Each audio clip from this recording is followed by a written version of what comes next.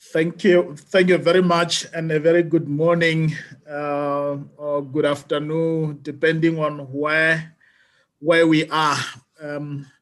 This afternoon or this morning, we are looking for a very exciting session, which we will be now diving deep into the enablers for service delivery. And so we have a very exciting lineup of the competent individual in the subject matter. So the format of our discussions in the next 2.5 hours we'll have a keynote presentation, which will be led by the CEO of Laxton Group, Mr. Lyle Charles, who will then take us. But there's a team of 4 of them who will be leading and who will be sharing with us around the issue of authentication on the go, mobilizing the world of digital identity for the African continent despite COVID-19. So we will have 20 minutes dedicated for the session, but the team will share, the 4 of them will share the 20 minutes, but if at the end of the session, we'll have a couple of minutes. I will then have some few questions specific to the session. If not, then we'll reserve the questions for the Q&A at the end of the sessions. On that note, colleagues, allow me to invite Mr. Lyle Charles to lead us, the CEO of Laxton Group, to lead us on authentication on the go, mobilizing the world of digital identity for the African continent despite COVID. Mr. Lyle. Thank you, Tumelo. Appreciate the introduction. Good afternoon to all delegates from around the beautiful continent of Africa today. I'm presenting from New York, USA, and it is a privilege and an honor for me to meet you all on Zoom. My name is Lyle Charles Laxton, and I'm the CEO and chairman of the Laxton Group of companies. At Laxton, it is our vision to be known as an honorable and reliable company that can be explicitly trusted to deliver on large mission-critical election, identity, and security projects. Yesterday, the world watched Ghana conduct a successful and peaceful election. The mobile biometric authentication of millions of voters, especially in remote areas of the country, is already a major challenge. But watching the Ghana Election Commission achieve this so smoothly, in spite of the enormous challenges of COVID-19, is truly a remarkable achievement and should be studied very carefully. Nikita, over to you. Good morning, good afternoon, good evening, friends and colleagues.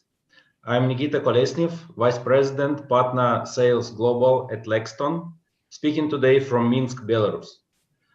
Today, Laxton, as a global company, have more than ever before recognized the value not only of building good relationships, but having true partnerships. Collaboration efforts today mean the difference between what is possible and what happens. We're proud to announce today that we are reshaping our partner program, and it will be our honor and privilege to welcome new technological companies into these initiatives. Over to Nick in the Netherlands. Good afternoon, everyone from The Hague in the Netherlands. I'm Nick Perkins. I'm president of Laxton Group, responsible for Europe, Middle East, and Africa. 3 very diverse territories in their own rights, but Africa itself is a melting pot of geographical, political, and religious cultures, making it a unique landscape in which to do business. Proving challenging enough in any normal year, along came COVID-19 and set a whole new obstacle course across the continent for us to deal with. Laxton Group have always done whatever is needed to deliver for our customers, but this year was one of those years where our company had to think smart and excel in what are truly extraordinary times. I'm going to hand over now to Bessie in Canada. Thank you, Nick. Good morning, good afternoon, and good evening to all of you who are joining us from around the world. It is my pleasure to virtually meet you and to say hello. My name is Bessie Shank and I am the Global Marketing Director for Laxton, and today I come to you from Toronto, Canada. In my role, I am exposed to constant changes in communication, almost on a daily basis, and unexpected impacts like COVID-19 make reaching each other even more difficult. With our world evolving at a speed that has us all running, digital identity, authentication, and verification have become even more important to our day-to-day life. By mobilizing what we do, we aim to bring a little peace and calm to the lives of so many people around the globe, and especially those on the African continent. The work we do is helping more and more people gain access to something that has such an immense impact on our daily lives. Now I will pass you back to Lyle, who will round out our tour and introduce you to our symposium for today. Thank you, Bessie. Today, we've opted for a different style to our keynote and our symposium. We know that each of you has been affected directly by COVID and digital identity. So instead, we thought we'd share our observations and experiences of relevant projects around the world in a story format. So please take notes, listen carefully, and I hope you enjoy the show.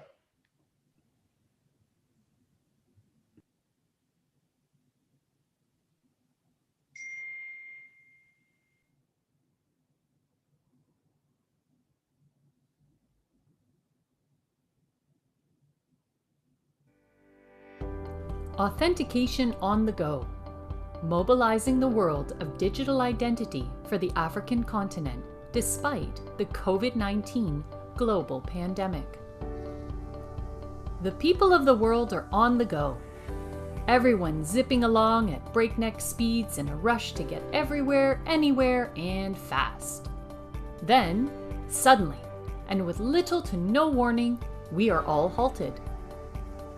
The COVID-19 pandemic has impacted essentially every industry, country, and person around the world.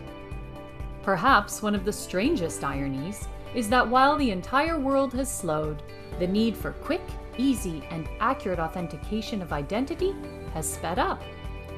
Mobilization has become relevant in just about every area of life. Digital identity and authentication are definitely a part of this new norm.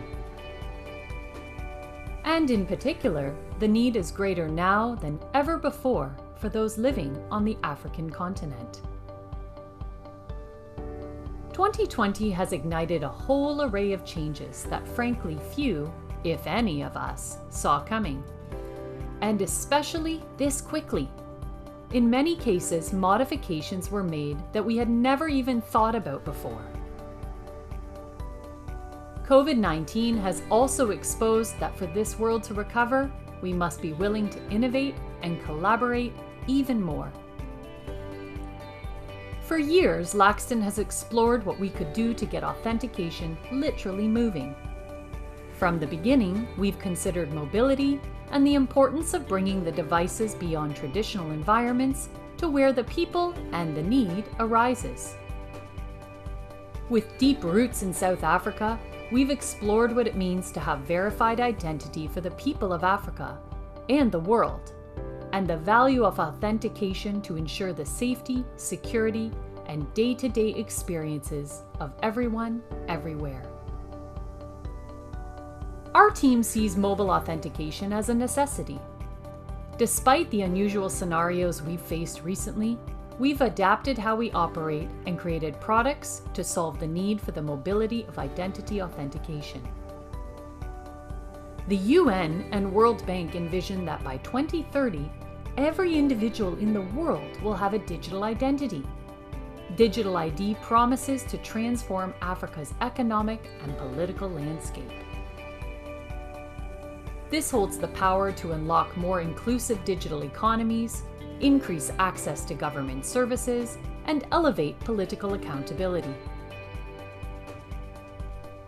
Reducing the distance and time needed makes mobility a key factor in improving public safety, better managed borders, saving time, and offering easier and quicker access to the most robust digital databases available for the confirmation of identity. The people of Africa face challenges with a sense of hope and courage that ignites inspiration for the entire globe. these challenges faced each day are done so with positivity, energy, determination, strategy, and collaboratively. This collaborative approach is one we take very seriously, and thanks to that collaborative spirit, we have made big strides to get authentication really on the move. So let's journey together for a few minutes and explore 3 different global scenarios where there is a different and direct impact on the mobility of authentication for those on the African continent and around the world. We will look at a law enforcement officer in Indonesia, a border management agent in Estonia, and an election official in Ghana. Each of these individuals tells a deeply personal and different story about the Laxton devices that are impacting the mobility of authentication. And they show the transition from where identity was to where citizen identity, verification, and authentication has moved to today. Journey number 1, Indonesian law enforcement officer. Law enforcement is an area that requires many things, including dedication, courage, and being well equipped to handle the unexpected.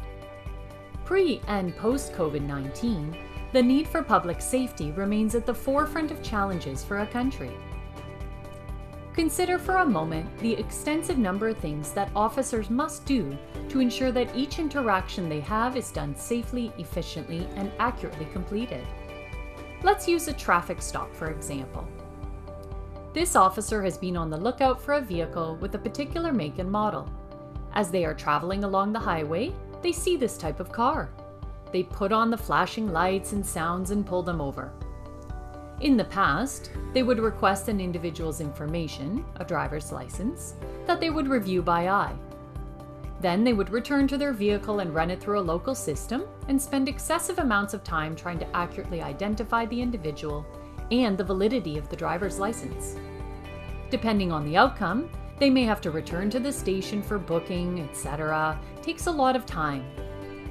Fast forward to today and doing it using a mobile device like the Chameleon 5R. Now, add into their hand this device that can quickly, accurately, and securely authenticate a document like a driver's license. They have access to biometric authentication, face, iris, and fingerprint, and can verify on the spot to check someone against the National Criminal Database. This takes a lot less time and significantly reduces the chance of human error. A one-to-one match will retrieve a unique record of a person and perform a match by comparing the supplied biometrics to the captured biometrics in the database. All of this right there on the spot.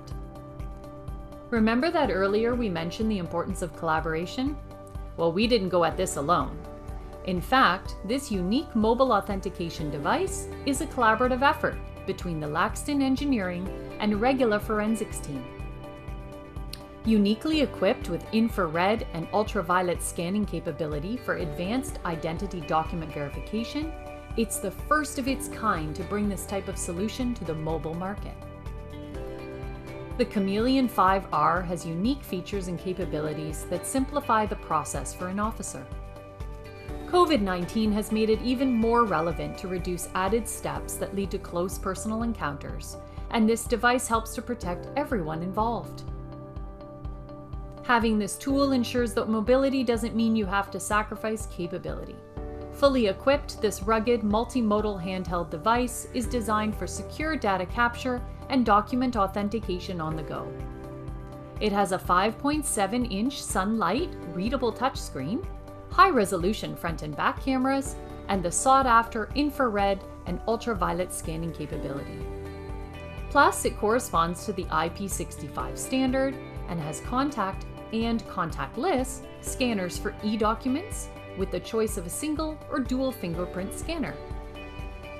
Together, it provides a single package with all the features needed by law enforcement authorities right there in their hand. As COVID-19 impacted the whole world, we have considered how best to learn from this opportunity. And now we ensure our devices can also positively impact the law enforcement industry around the world. Journey 2, Border Management Agent from Estonia. The challenges with border management and control at land crossings, international airports, and seaports have only increased since the onset of COVID-19. All around the world, these changes are felt whether there is a single border touchpoint or many. Previously, there was heavy dependency on the border agents to check credentials and confirm authentication in a very manual way. This resulted in longer lines, increased inaccuracies, and increased possibility for human error. With the introduction of devices like the Chameleon 8 Slap, you now have the mobility of a tablet with robust capabilities to perform authentication quickly, easily, and securely, thus making this an exceptional solution for land, sea, and air border settings. This high-powered multimodal device allows for authentication for a range of adaptable biometrics, fingerprint and face, and adheres to all ICAO codes for international standards. Lightweight, robust, and quick to start, this is the ideal solution for border control. Journey number 3, an election official in Ghana. This last story hits the closest to home. It is a recent case study that brought COVID-19 right to the front door of our team on the ground in Ghana this past September. For every individual and family in Ghana, democratic elections matter. In the past, for a family, it would have been more difficult to manage the long distances to travel or face authentication issues with identity. For the 2020 elections, facial recognition for voter verification was introduced to deal with the large numbers of people unable to be verified with fingerprint biometrics in the past. For the 2020 elections, the Electoral Commission of Ghana opted to work with us and our partner Thales to bring stability and confidence to the electoral voting process and to help mobilize it so that we could reach easily more and more Ghanaians than ever before. Digital identity for the African people means access to services. It means having a voice, and it means being able to democratically vote even during a global pandemic. The durability of the African spirit ensured that everyone worked together and a positive outcome became the only option. For us, that meant delivering no matter what, even if it was during an epic pandemic. The task, to have 8,500 biometric enrollment stations, 76,000 Chameleon 5L biometric handhelds, all deployed in the course of 10 weeks. The requirement? Ensure that there could be an incredible number of 17 million people registered, even beyond the initial expectation of 15 million. Well, mobilize we did. The importance of identity-related projects must be highly valued. Laxton needed to produce so that there could be kits at all different access points. In the past, the technology journey of the African person has been more restricted. Long distances to travel and difficulty authenticating identity. A project like this breaks down barriers. With two-level authentication, biometric and document, and the mobility of the kits for the project, we were able to contribute to make the journey of election officials more manageable. Plus, there is an increase in the access to technology for the people of Ghana, including those in the informal sectors, and solutions like this project help to shrink that gap more and more. However, this is only one part of the story.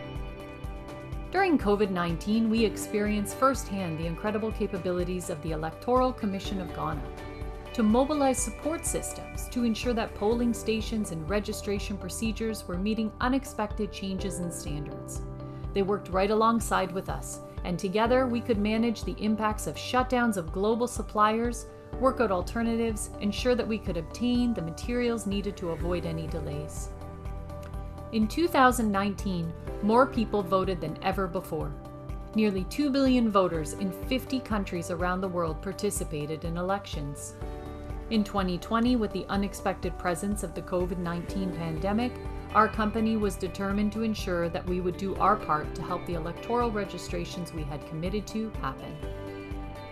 Having biometrically registered in excess of 100 million people to date, we were ready for this project. But we were faced with the impacts of COVID-19 and had to diversify our strategy to achieve a successful outcome for one of the biggest installations in the history of Africa. Our arrival on June 12, 2020 by private charter because of airport closures was only the beginning. From quarantining and COVID testing to changing masks every 2 hours and figuring out ways to use social apps to conduct key stakeholder meetings, we got it done. Two of the greatest impacts COVID-19 had on us was changes to our supply chain and freight. To create a mobile authentication solution for this election on time, we had to revisit what we could do. Worldwide shutdowns impacted our suppliers, and so we had to go to Plan B and even Plan C to secure solutions.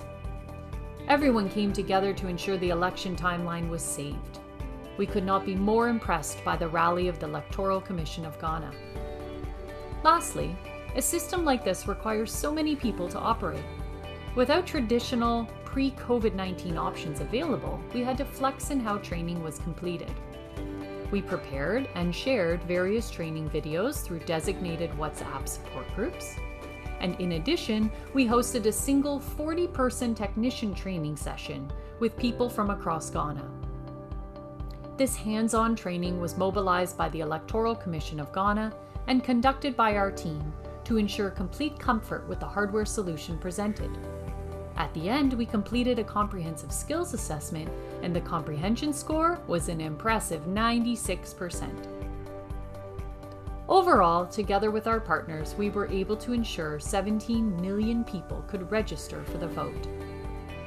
Amid a global pandemic, we demonstrated our commitment to go to great lengths to ensure that peace of mind could be experienced by the people of Ghana when it came to the registration of their upcoming election. For the government, we could be part of ensuring accuracy of citizen information, secure voter register roll, reduce voter fraud, and ensure the 2020 national elections could roll out on time. For the citizens, we could secure their identity verification, prevent duplication, deliver a system that is tried, tested, and verifiable, and offer fingerprint and biometric voter registration to each eligible person. And of significant note, during all of this, we are proud to say that neither our project or the implementation contributed to a single rise in the COVID-19 cases in Ghana. Digital identity is as personal as it gets. COVID-19 has changed our world and has further emphasized for us the importance for each individual to be able to authenticate who they are, no matter where they are. Our company builds devices that affect people, affect lives. Whether it is mobility for law enforcement, authentication for border control, or impacting the security of an election, we know that we must mobilize authentication so that the people can be reached. Each person's story is different, but they all come down to a need for reliability, accuracy, and dependability. When it comes to our products, our mobile, rugged, multimodal biometric hardware and software solutions help solve the problems of many industries and countries all around the world. Offering end-to-end solutions has a direct impact on industries like law enforcement and their frontline, investigative and forensic needs, elections, civil ID, border control, and so many more. The passionate team at Laxton works hard every day to push the limits of what is possible. Our talent is where it starts as we develop our own IP, products, and solutions. Our range of products, hardware, and software are thoughtfully designed to solve significant mission-critical problems in the elections, identity, and security space. With each device we assemble, we think about the positive impact we are making. Citizen identity matters and needs to be solved with different solutions, and it needs to be ready for whatever the challenge may be.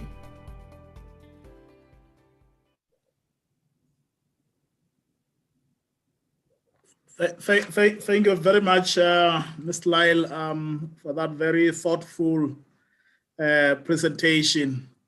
And I know that it has gone through the 20 minutes that was allocated for the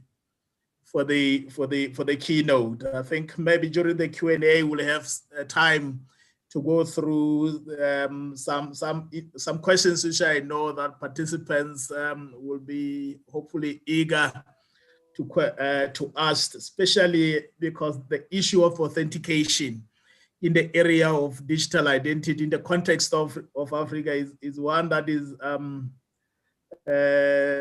discussed extensively, given the importance of data protection, but importantly, given the dynamics of Africa in terms of connectivity. But it will be very important perhaps to share with us how the role of authentication in the context of Africa, but again, taking into account the dynamics of Africa in the areas that I indicated. But I'm hoping we'll have time at the end of the session to be able to go through some of the questions, which I know participants also will have some.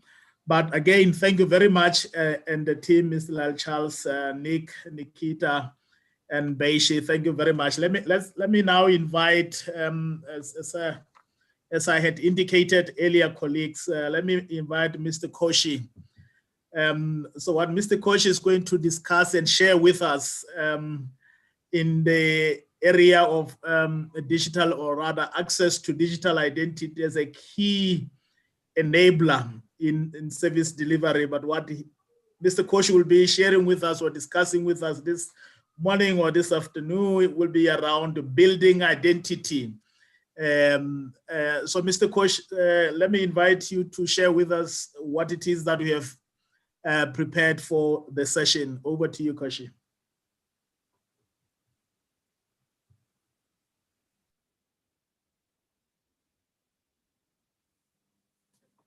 Ladies and gentlemen from around the world, a very good day based on where you are. It could be good morning, afternoon, or evening. My name is Koshi. I'm a senior partner with Ernst & Young India, and I lead the practice in the government and public sector in the area of health and ID and social security delivery. So today I'm going to talk about new vistas in service delivery building around ID. And I'm very excited to be here once again to be with all of you, all the dignitaries from the various countries in Africa, as well as various developmental agencies, as well as service providers, all come together once again to discuss the progress of the implementation of ID in Africa, where we have reached till now and where we are going forward. And it's exciting to be here once again. Let me just take a step back. If you remember, TCP/IP had been there with us more than 40 years. And when Tim Lee brought out World Wide Web and made it available to the whole world, Internet as we see today emerged. Till then, it was a domain of the geeks and the academics and the military people.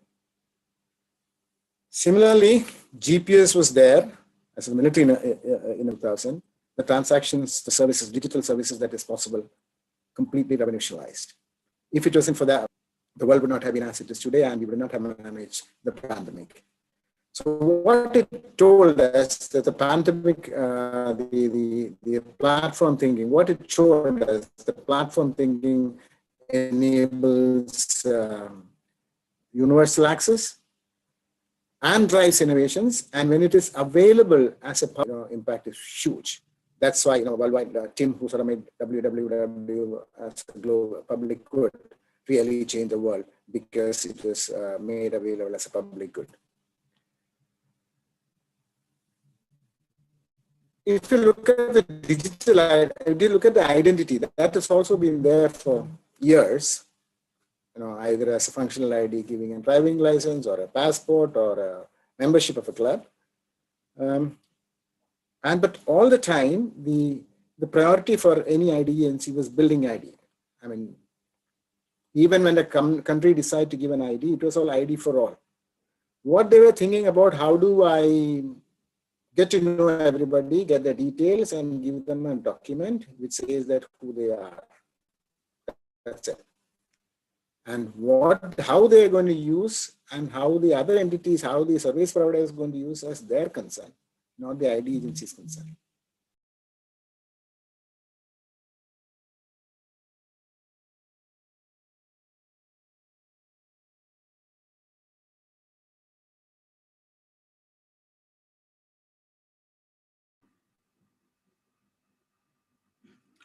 Kochi, are you still there?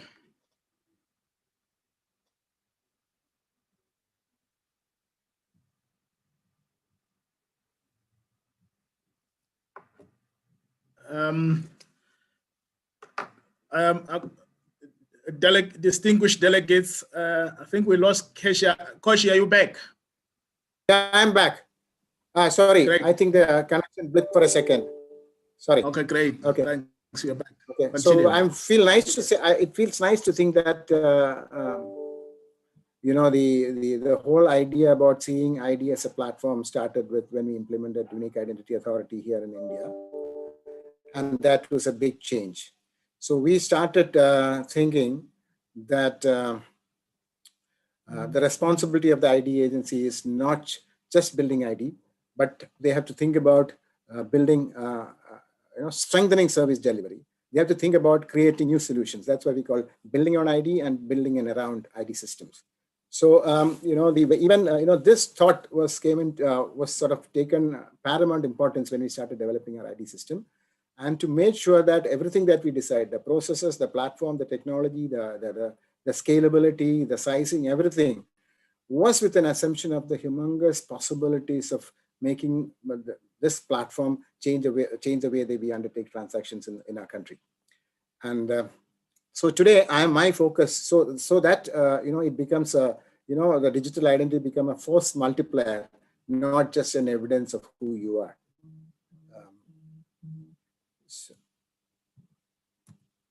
So what I'm going to focus is more about, we have all been discussing about how to build an ID, and what I'm going to talk more about is the new vistas and service delivery. Why it is more important today? One is that on the past few years, we have all proceeded together, and many of the countries have taken actions on implementing the ID. Some of them are in different stages.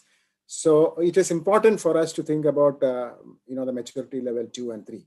Maturity level 1 is about building ID, 2 is about building on ID, and 3 is about building around ID.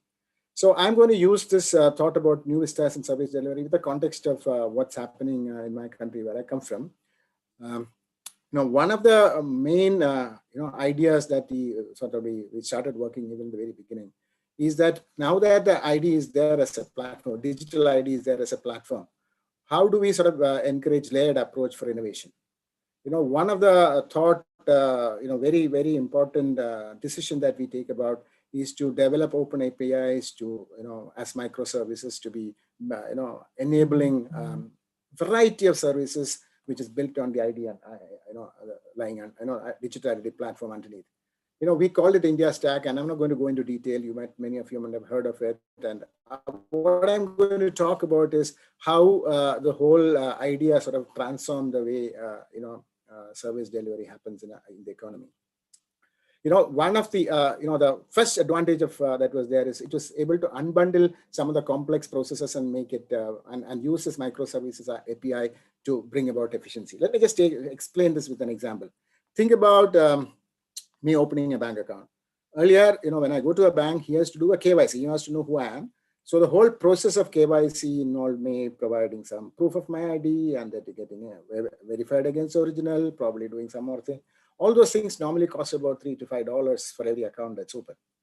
So we built the microservices that was made on the top of it for authentication and eKYC, what we call, made paperless know your customer. So from $3 to $5, it became 10 cents.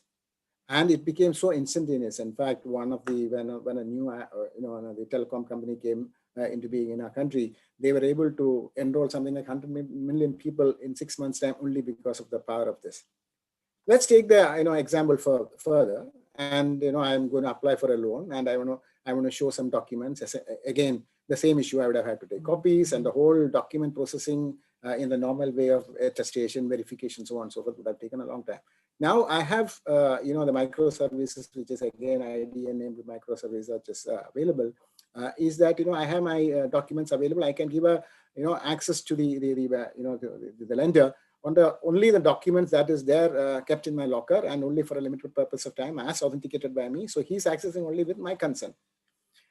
And now next stage is about me signing my loan agreement. And once earlier it was all about signing physically, printing and signing, and then we came the digital signature. As you're aware, the extent of usage of digital signature had not been really picking up because there was a question about first getting one digital signature, and there was a cost attached again about $5 to $10.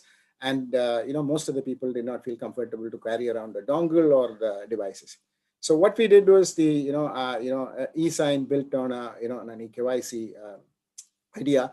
The whole thing made it possible to instantaneously authenticate, provide a digital signature, which is using the same PKI infrastructure, but it's like a one-time key pair developed for each transaction, which is enabled again from $5 to $10, the cost coming down to maybe 10 cents.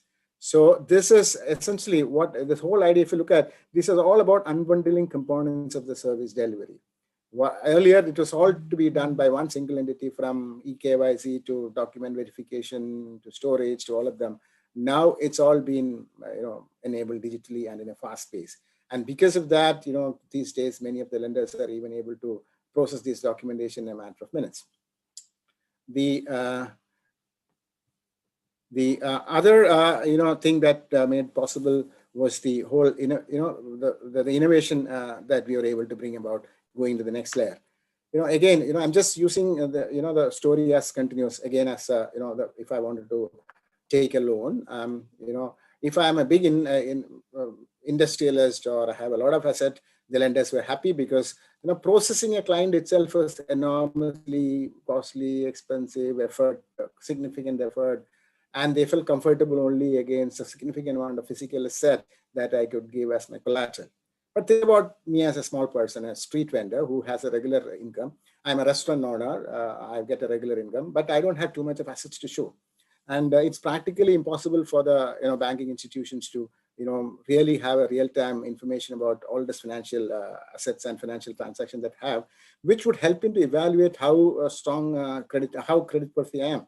Now we brought the idea of an account aggregator, which is also a licensed entity, which says that whom I can register myself and give the authority for the account aggregator to access data about me from multiple sources. It could be my bank to get the most up-to-date my bank statement, and also to even look at the particular kind of credit transaction I get in my account, or it could be from my tax statement, which is look at what's the kind of regular invoices that is being filed in my GST returns.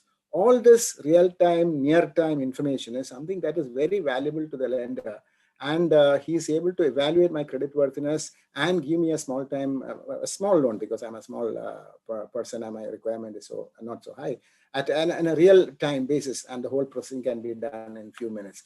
And we have had case studies where many of the institutions have built up the whole integrated solution, where the whole microcredit is possible in a matter of 10 minutes. And building further, we are in the process of building what we call an open credit enablement network, which is essentially, again, with a focus on enhancing the coverage of, the lending institutions by bringing about a network of people who are going to represent the person who wants to make the money, who wants to borrow money, not the representative of the banks or the financial institutions who want to lend. Just take an example. Let's say I'm a restaurant owner. I'm registered with Zomato, which is like a restaurant aggregator. I have my regular dealing with him, and then so because of that, there's a very regular cash flow that he can show. So that can be imagined in the whole. I am uniquely identified. My day-to-day sales realization is shown by Zomato, and my bank statement shows about the assets that I'm the financial other income that I have. All of them together, significantly boost the possibilities of the credits that I can get. Then it's the next idea was it's possible as platform as a public good. Platform across, there are many platforms across many sectors came in. The one is UPI, which is about a instant real-time payment system. I see that person who sort of implemented that in our country is already going to talk in the next line, so I'm not going there. So I'm just in a completely different place. National Digital Education Platform. We have been able to establish a digital education platform. Now it's used by more than 100 million students across the country. And if it wasn't for this, when the pandemic hit our country, a large number of our students who do not come from very privileged societies and privileged environment would not have been able to, really be up to date about in their studies. And now look at, now that this is available all across, the unique ability to uniquely identify every person, which also is enabling this sector to uniquely track the performance of each person with respect to his how he is continuous in course, use AI and ML and technologies to find out what's the best kind of course, what's the progress to do, what's the feedback he has to give the parent, how is credit, how he has to be tested, and how the his the certificates be stored and shared, and so on and so forth. It is all becoming possible because of the whole idea of national level platform and with an ability to uniquely identify each person who's a user. Okay, so this is I'll just like I was saying, I'm not talking about what is possible. I'm talking about what is not in pure futuristic, what is already been proven, and how as a country which has established a very strong digital ID platform can continuously innovate and transform the way the economy is running. So how does it all help? Quickly running to look at, it is leading to cost reduction, and it changes the user experience. What does it mean? Increased adoption of services and usage. It's also, this whole process is also building humongous amount of data in the whole system. And the whole, as I explained earlier, the consent framework that we have built up is making me able to, making my data work for me. Which is, to improve the services that I get, the quality of service, into the frequency, service level, all of them. It's not just that way, it has also enabled policymakers to make the best decision, all leading to what? Increased adoption of services and usage, which is driving the economic activity, all towards boosting the economic performance possible. If I just give you an Indian experience of the kind of, what the platform could do, we have managed to enroll 1.2 million people because it's a country. Just a minute or so. I'm just finishing. And it has, we have managed to save 24 billion savings addressing the leakages. So what are the lessons for Africa? It's not $1 billion investment. You have it's a much less. It's not like setting up a refinery. We have to think beyond building an ID. We have to think about how the service delivery is going to build up. We have to encourage layered innovation. And all this will not be possible unless you put enabling legal framework and the spirit that is there, the country, and we all have to work towards getting foundational platform built up at the national population level as a public good. Thank you. Thank you very much, Kushi, and for a very, very informative presentation. And I think one that is very central for us in Africa. As we move across African countries, you'll see there is this attitude of building identities around the institution that is entrusted with the responsibility. But I think what we noted here is the importance of looking beyond what institution is mandated to as we build our identity systems. Thank you very much, Kushi. Distinguished delegates, colleagues, let me invite a colleague, Mr. Ratesha, who will be sharing with us on the digital transformation of payment systems in India. Mr. Ratesha, over to you. And perhaps before you come in, I will invite distinguished delegates who perhaps have questions to continue to pose questions on the Q&A session on the WUBA, and if time permits at the end of the session, we'll be able to take one or two questions and pose to the panelists. Over to you, sir. Thank you, Mr. Abulakshi. It's indeed a pleasure, an honor of mine to kind of get an audience with my African colleagues, and I would really want to start by thanking the organizers. Today, I'm going to talk about digital transformation of payment system in India. And when you talk about digital transformation in India, you think of NPCI, National Payments Corporation of India. National Payment Corporation of India has had humble beginnings. We started in 2008, and we had 10 shareholders. Our initial business was to kind of switch ATM transactions. And in 2020, we have really evolved to be a multi-rail network. We have an ownership of 67 entities. In India, 67 entities are shareholders to National Payment Corporation of India. And as of earlier this year, in Q2 of 2020, we also started an international subsidiary to kind of share some of the homegrown best-in-class technologies and take them to the international market for driving digital public good. So that's how it all started. And as of, if we look at it from being a single ATM switch company, we have truly transformed to be a multi-rail company with a very wide product suite. We are catering to a very diverse set of use cases. And today in my session, we'll focus more on UPI, because UPI has been a truly transformational product platform. And we'll just deep dive into UPI today. So when you talk of UPI, I mean, it's been a truly transformational product. It's brought millions into digital payments. And I mean, RBI, our central bank, has been at the forefront. They have been a very progressive regulator who's kind of laid down the rail or the guardrails, if I can say, for evolution of an open stack technology platform such as UPI. Now, talking specifically of UPI, we today have around 200 banks participating in the ecosystem, and around 22 app providers are participating. And these app providers include likes of Google Pay, Walmart-backed Phone Pay, Amazon Pay, Samsung Pay, and recently WhatsApp Pay. Now, we have these third-party wallets, as we say, app providers, as well as bank-led wallets, who are catering to a very diverse ecosystem. We have about 175 plus million consumers who are using different variety of these apps, third party as well as bank, and they are able to use the UPI stack to connect any of their bank account to these mobile apps. So that's on the consumer side. On the merchant side, on the business side, we have 60 million active QR code users. So these are people who are of different size and shapes. These are small businesses, medium-sized businesses, as well as evolved businesses.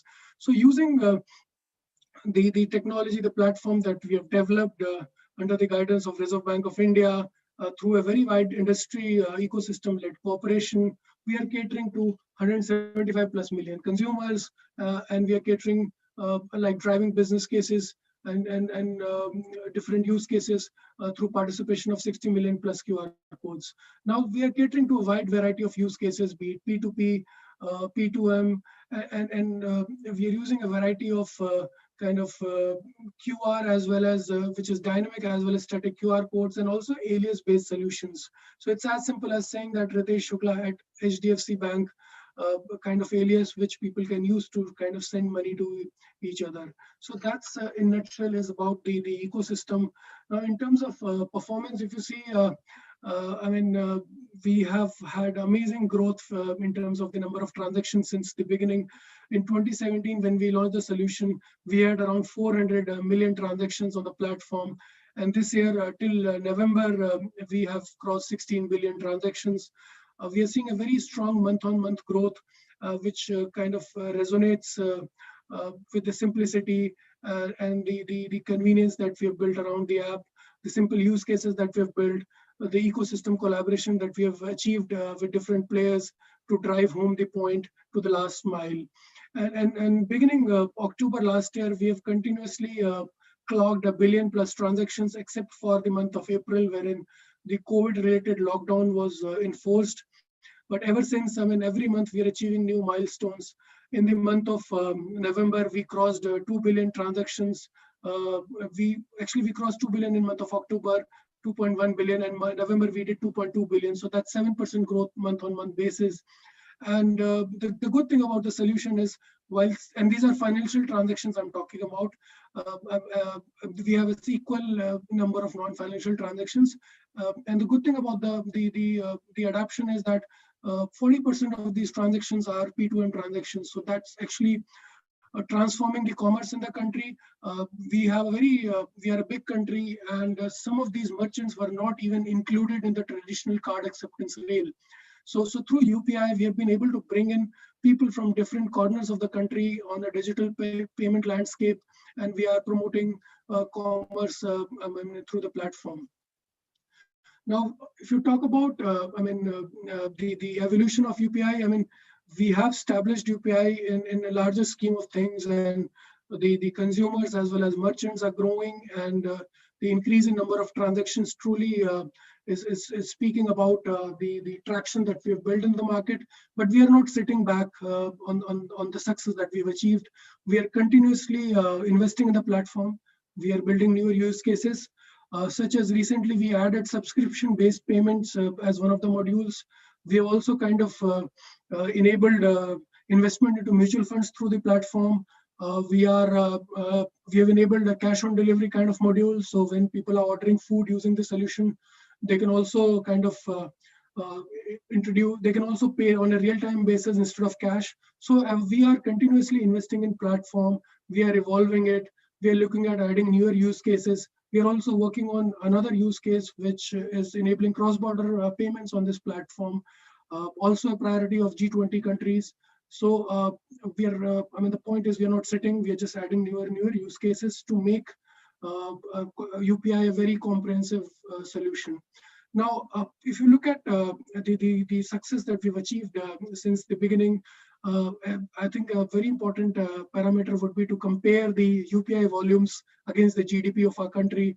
So in 2017, we processed 0.3% worth of volumes on UPI platform. In 2020, we are likely to process more than $425 billion worth of commerce on UPI platform, and that's 15% of Indian GDP. So in last 4 years, we have achieved a growth of 170%, and it is continuously growing.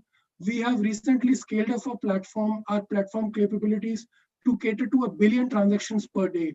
So that's the scale we are looking at achieving, and we really want to kind of support the government's agenda of driving digital payments, of displacing cash, of bringing in transparency, and of bringing in more and more people into the payments ecosystem.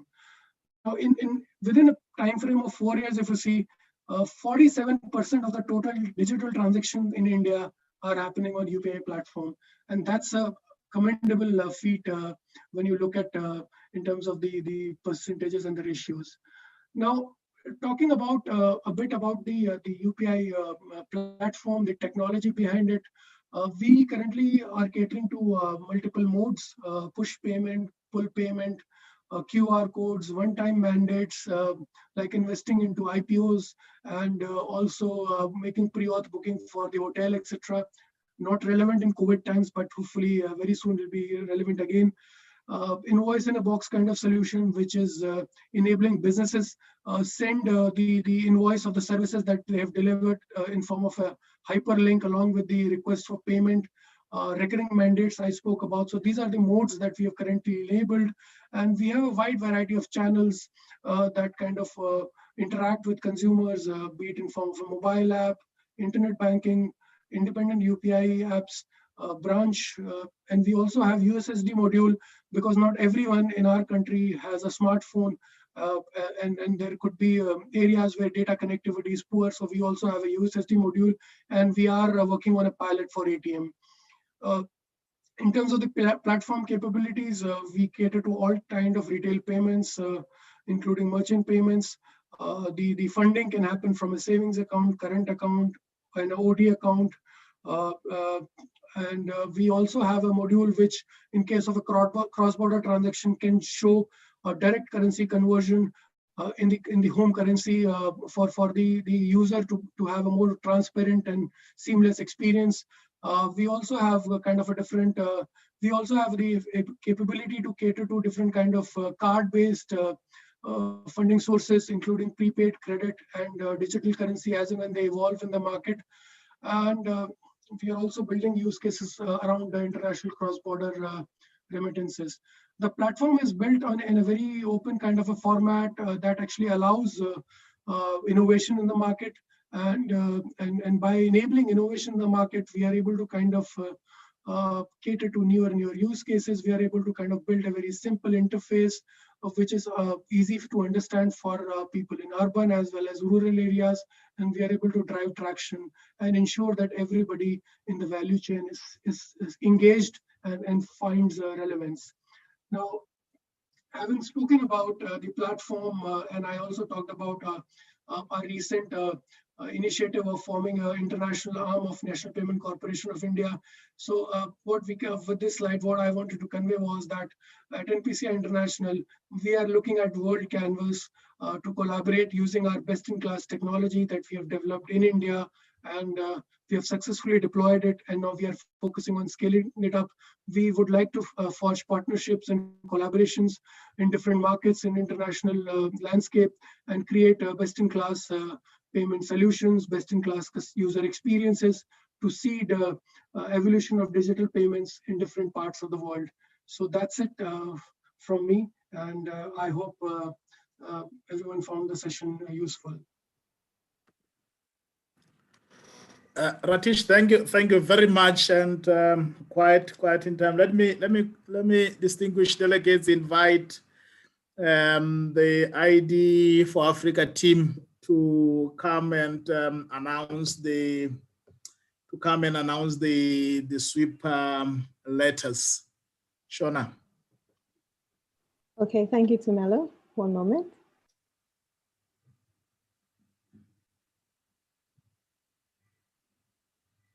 The fourth sweep letter of the day is A.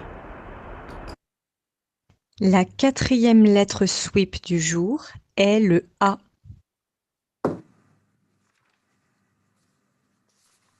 Thank you, Tumelo. Thank you very much. Thank you very much, Shona. Again, Tisha, thank you for the presentation, and I'm sure we'll have time at the end of the session for some interesting questions from our distinguished delegates to you. Colleagues, distinguished delegates, allow me to invite Dr. Susan, who will then share with us a presentation on identity matters, but importantly, secure authentication for services at birth throughout your life. Dr. Susan, over to you. Thank you very much for the introduction. Can you confirm that you see my screen? Yep, I can see the screen. Very nice. So thank you very much for the opportunity to speak here at the conference. My name is Susanne Krenkel. I'm working for the Innovations Department at Veridos, currently heading the department. And Veridos is a provider for identity solutions worldwide. And also in the call, I have my colleague Armin Riedel, who is an expert on system architecture. We both joining you here from Munich, enjoying here the cold, rainy weather, but we are very glad to be here. Thank you. So from the day you're born until when you get your first identity, for example, a birth certificate, until the time when you come of age and you get, for example, a national ID card, a driver license, a passport, or even a digital identity document, identity matters. Because only with an identity, you can participate in the society and the economy. And this throughout your entire life. But for this talk, we like to focus, therefore, on the aspects how and why digital identity is important for everyone. So, and therefore, I would like to start with the question, what is a digital identity? There are several aspects one consider when it comes to a digital identity. And here we like to focus on the aspects and the use case. We use digital identity for enabling secure access to digital services. So what services can that be? For example, imagine you have an eGovernment platform that you use. Then you can access services from the private sector, from the public sector, like, for example, you can register a birth, renew official documents, report lost or stolen documents, register a marriage. And you can even imagine that you use and authenticate yourself with your digital identity for other services coming from the private sector, like, for example, opening a bank account, issuing an insurance, filling a tax application, or registering a SIM card. So this is all that an eGovernment platform can provide you. And we would like to give you here an example now how that can be realized. So we have developed an application. It's called Verigo True ID. We've already successfully piloted it in a European country for the use case of renewal of driver licenses. And how does it look like? For example, you as a citizen, you notice that your passport expires. So right now, often you have to go in person to the local office to renew it. So we provide an application where you can do this application and the renewal just online digitally. So what do? You just download an app, and the second stage you enter the service that you desire to use. So for example, the renewal of a passport. Then in the third step, you're asked to enter a unique identification number. So depending on the country, you might also just use a combination of name and date of birth. Then in the fourth step, you are getting instructions on how to use face recognition. And the fourth step, you just look into the camera, a selfie of you is taken. And if the authentication is successful, then you're asked to pay in the sixth step. And finally, you receive the confirmation that your order has been received. How would you implement such a service? What you need to consider for that? So first of all, we use faceless detection with liveness detection for the secure authentication. And how does this authentication by itself work? So basically, the face image that is captured, it's sent to a backend server, and there it's compared with an image that is already stored on site on your systems. For example, we can use pre-registered images that are already stored in a national civil registry. And this use case, actually, we see a very high benefit for citizens here because it's very user-friendly for them. They can instantly use the service as they just need to download the app. No prior registration is needed in advance. They can just download it and use it whenever they like it, whenever they need it. As I said before, we already make use of the pre-registered images of a national civil registry. So this is an example how a single service could look like that we already implemented. And now I would like to hand over to my colleague Armin Riedal, who will explain you a bit more in detail how a full eGovernment service can look like. Please, Armin. Thank you very much. Hello, everybody. I just need a confirmance that you can hear me so far. I unmuted myself. We can hear you. Ah, perfect. So my name is Armin Riedal, and I'm working for Veridos in Germany, Munich, as a system architect. And I will take now over to share some of our experience and our opinions on the eGovernment field. So first, I would like to thank you for this opportunity speaking about this thrilling topic. And as we have already learned from Dr. Susanne Krenkel in the first part of the presentation, a very important prerequisite of the deploying of eGovernment services or infrastructures is obviously the simplicity and convenience of the given use cases. In addition, with a strong digital identity and proper authentication backbone, we are able to set the things right in the right position and create a sustainable and reliable eGovernment ecosystem. In fact, what we experienced in the field is if we position those two components properly on the chessboard, that brings us later in the phase that we can smoothly integrate our components and take advantage from this approach. So, which leads us to a complete ecosystem that we can adopt and upgrade in different phases. After this brief introduction, I would just come back to the picture on the slide. The picture is showing a typical eGovernment setup. So our intention hereby was to illustrate that an eGovernment ecosystem is consisting of different entities which are related to different stakeholders rather than only be in possession of the government. So this is a really mistake by most of the governments around the world. This means that the topic is not only steered by the government itself, but as well influenced from different actors.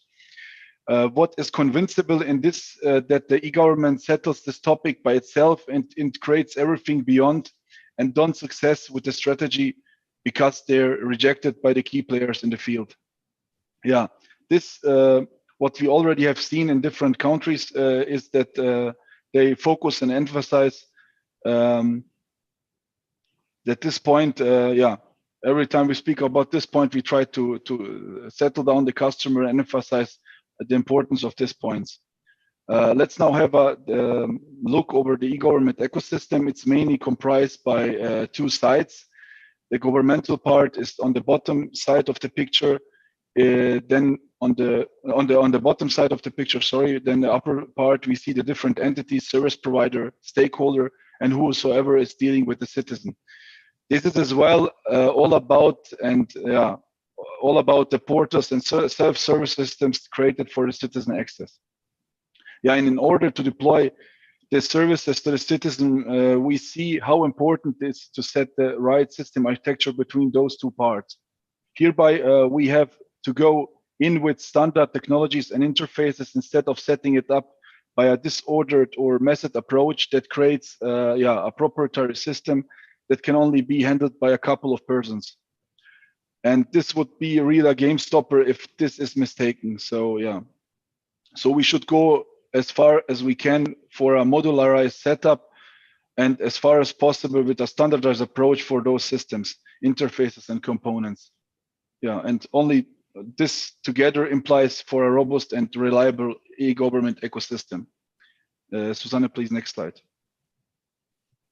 Yeah, the most important component of an e-government is though the authentication server. And here we created a common use case how it works. So after a citizen opens a website from a service provider or e-government self-service, let's say I would say now a use case like a passport renewal, the portal app that provides the system is requesting the data directly from the authentication server. After this is done, the authentication server requests the citizen to authenticate using his digital identity. And basically, and this means the digital identity can be held by a mobile authenticator app, or it could be something like a EID card, or maybe as well a username or password, if we want in combination with a second factor authentication method. So yeah, it could be really a variety of things how we can store this digital identity. But after the citizen confirms his digital identity, the authentication system as a trust party to the citizen is asking him whether he wants to consent the provisioning for the requested data to the service provider or not. And after he consents the data, all information is automatically sent and provisioned on the secure way to the service provider. So now, finally, the citizen can use the service the same way as he would do it by showing up personally. Susanne, please, next slide.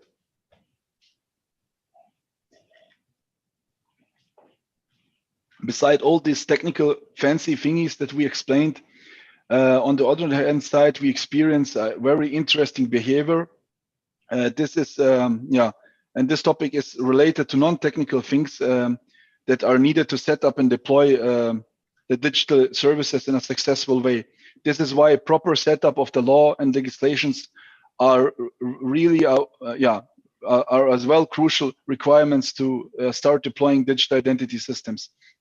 So this points out how important it is to accompany and go together with the government through all the phases of the digital transition. And so after the legislation and law are properly set, in the next step is to involve all the stakeholders in an early phase and let's say bring them on board for a joint digital transition. To emphasize this, many governments all around the world fails because investigating and focusing only on the technical solution, but not on this point mainly. Yeah, and finally, after the stakeholders are properly involved, we need to create a system that gives the citizens certain benefits, privileges to get them onboarded as well. And only with a joint strategy like this, you will be able to reach the goal of useful digital identity and a sustainable e-government system. So, Susanne, please, next slide. Okay. The question now that arises how we can get the stakeholder and citizen as early as possible on board. And here we see the main role that we take, or we make them aware of the benefits of them. So of course, I will not go into every point here, but we will provide the presentation afterwards anyway for you. And but I would really encourage you to get in touch with us with using the Hua app or later on to further discussion and deeper diving into these topics. But as you can see, all the points are really about flexibility, convenience, security. And when I say security, I mean both. I mean the cyber technical security that occurs, but as well the secure in terms of the COVID crisis. And maybe one important point here is the accessibility, which increases, increases tremendously the commercial aspects of this complete solution, because it reflects directly to the commercial part. Next slide, please.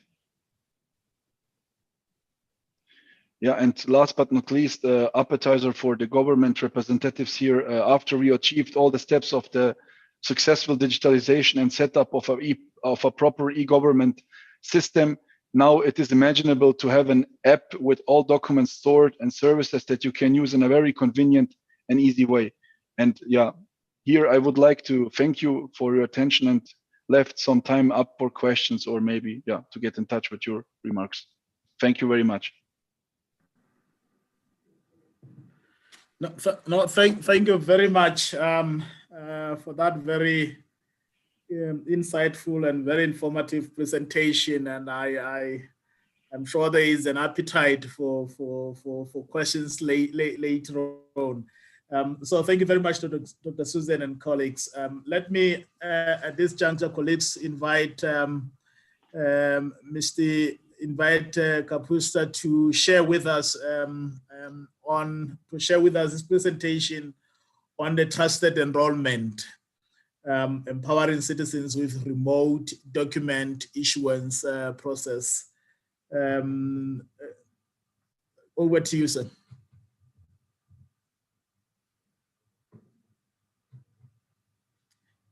Please do unmute your mic. Sorry, good afternoon. Good afternoon. I hope you can hear me now. We do. And you can see my presentation. Not yet. Not yet. Yes, we can see it now. Okay, perfect. So good afternoon from Bratislava, Slovakia. I would like to talk about trusted enrollment, the solution from our company Innovatrics that we provide and we designed specifically for remote document issuance. A little bit about our company. We are based in European Union in Slovakia, and we are mostly provider of biometric solutions. We have started with fingerprints. Right now, we are able to provide also a solution for facial matching and iris matching. We have a top-ranked algorithm for face and fingerprint recognition certified by NIST. And so far, we have already processed more than 1 billion people worldwide. We are on the market for 16 years, and we did so far about 500 projects. And we delivered our solutions to more than 80 countries. Some of the highlights from the past, recently we did elections in Guinea, where we delivered a full solution for trusted voter registration. So we provided software for enrollment for 4,000 stations. We have enrolled more than 7 million people, and we have issued a voters list, and we did it for general election as well as for presidential election. Then in Southeast Asia, we have delivered a solution with face, fingerprint, and iris for more than 180 million people in Indonesia, which is one of the largest ABIs in the world. Then in Saudi Arabia, we delivered a solution for border control. In the peak days, we have more than 100,000 border crossings a day. We have the whole team there, and we provide 24/7 support. And in enterprise segment, we have delivered a solution for a home credit in Southeast Asia in multiple countries, as well as in Kazakhstan. And we have provided solution for digital onboarding and also for ABIS. As a company, we have started in 2004. We have started with fingerprints. We did the first project in Africa in 2011 in Burkina Faso. Then in 2015, it was a very important year for us because we have launched facial biometrics, and we have started with ICAO compliant photo checks, which are very important for good enrollment, especially for passports. Then in 2017, we have launched our solution for digital onboarding. And we have provided this solution together with ABIS for banking. And recently, we have also introduced OCR for document recognition. And we have also received iBeta certification for passive and active liveness check, which is very important for enrollment, self-enrollment, and digital onboarding. In this presentation, I would like to focus on issues that we have with remote document issuance. And the first one is, okay, we need to go to the public office. This is also very expensive because you have to provide the service to citizens. And what we would like to have is a contactless and remote interaction with the government, if possible. Then the issue we have, why it doesn't work, because we don't have the reliable solution for remote identity verification. So what we have designed is a trusted biometric identity verification with liveness detection, which is very important in this scenario. Also, the technology which is used for enrollment is quite outdated. Very often, the people are just transcripting the information from the document to the system. And we believe that we can provide and update this process with modern technology, so this can be fully automated and done automatically. And last but not least, right now we have pandemic times, so many public offices are closed, and citizens have a very limited access to ID issuance and enrollment services. And we believe that we can provide those services available online and remotely. How it will work? The crucial for remote identity verification is face recognition. As you can see on this graph, there is improvement designed which face algorithms, not only from Innovatrics, but also from our competitors did for the last 3 years. And the error rate has improved from more than 10% to below 1% in just 3 short years.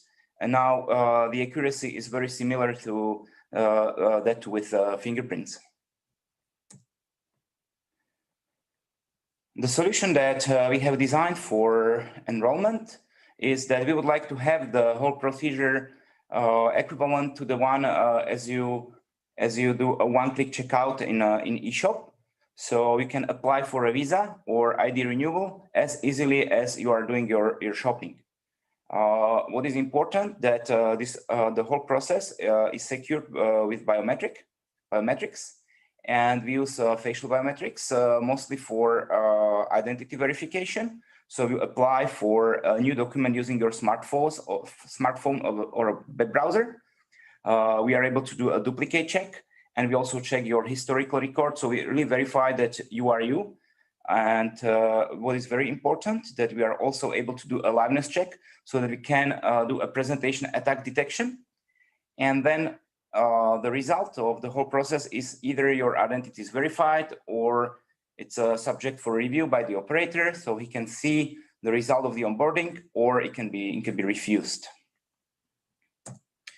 The use cases that we are focused on are mostly the ID documents reissuance.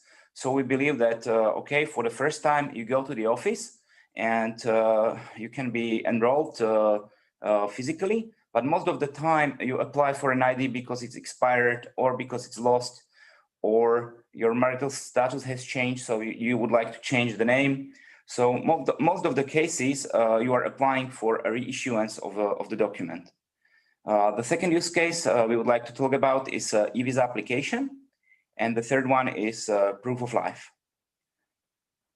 I would like to focus mostly on the document reissuance. So at the beginning, you will either get a message from your eGovernment service that your document will expire soon. So you should apply for a renewal, or it can be the other use case, you lost your ID or you would like to change some data, so you apply for update.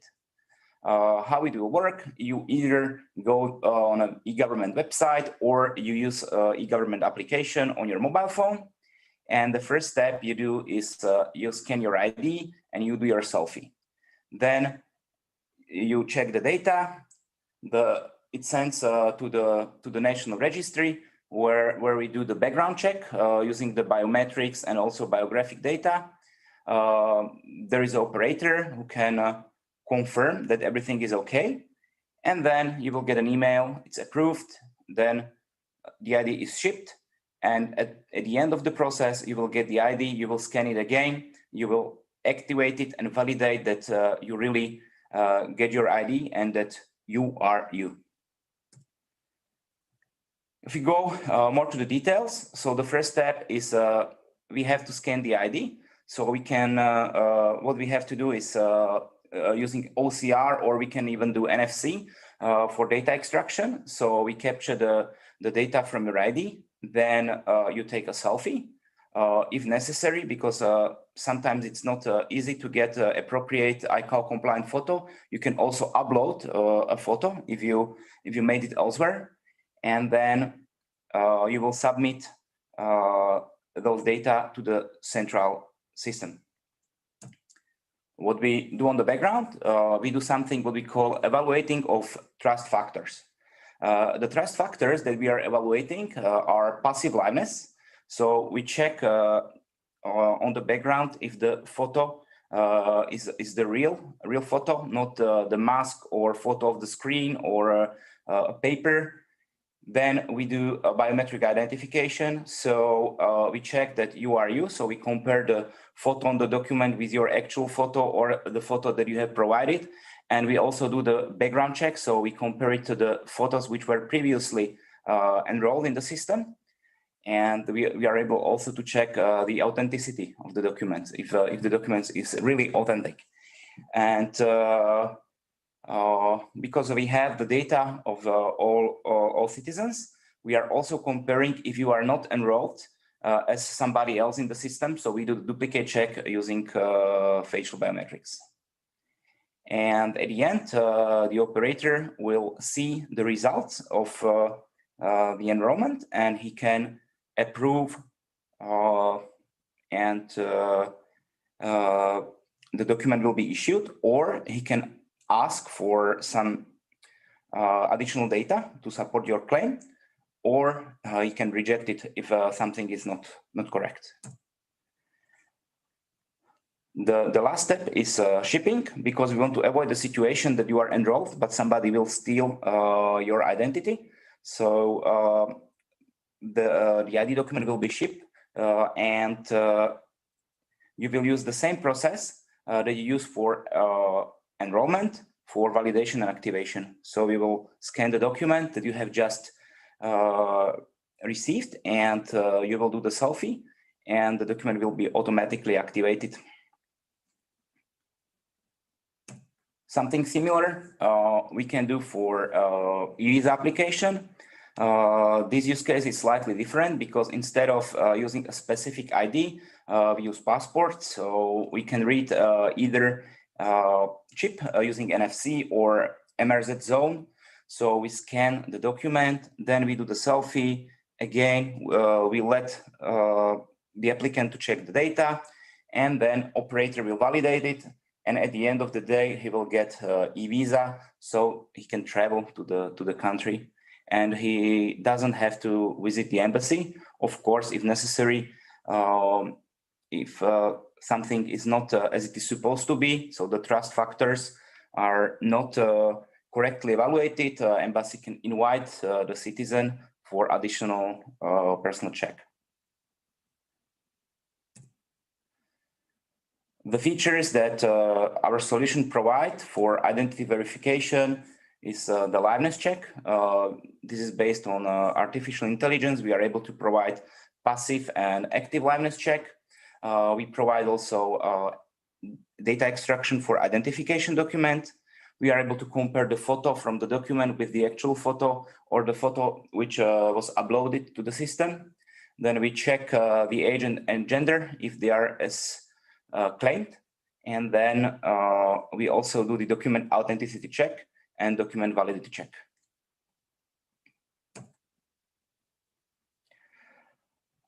On the background, we are also storing the data.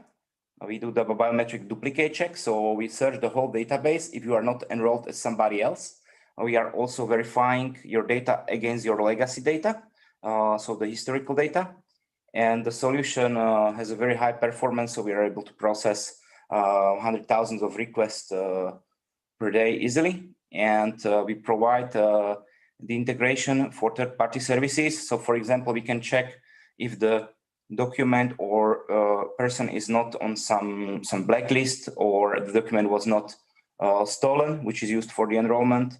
So if it's valid against some national register of authentic documents.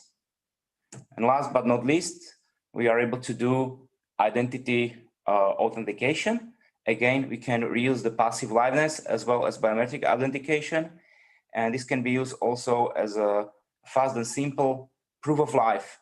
Proof of life can be used, for example, for social security or pensions, so that you can avoid the fraud in this domain. And our solution is available on the server side and as well as on the device.